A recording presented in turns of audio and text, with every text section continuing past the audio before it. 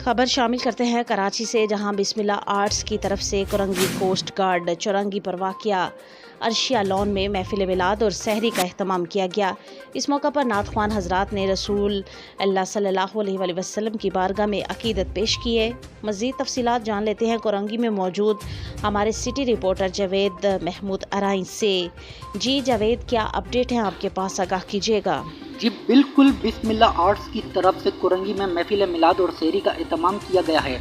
इस मौके पर नात ख्वां हज़रात ने रसूलुल्लाह सल्लल्लाहु अलैहि वसल्लम की बारगाह में अकीदत पेश की है। डिस्ट्रिक्ट कुरंगी प्रेस क्लब के सदर M.A. रुस्तम कादरी ने खिताब में कहा, district Korangi press club Korangi में तमाम सियासी समाजी जमातों और तंजीमों के लिए डिस्ट्रिक्ट कुरंगी प्रेस क्लब का प्लेटफार्म हर वक्त हाजिर है, ताकि कुरंगी की आवाम अपने मसाइल से आला अक़वाम को आगाह करने के लिए अपनी आवाज़ को बुलंद कर सकें।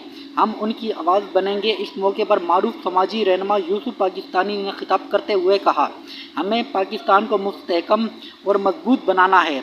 उलमा कराम ने माह सियाम में मुल्क की तरक्की और खुशहाली के लिए खसूसी दुआएँ कराईं।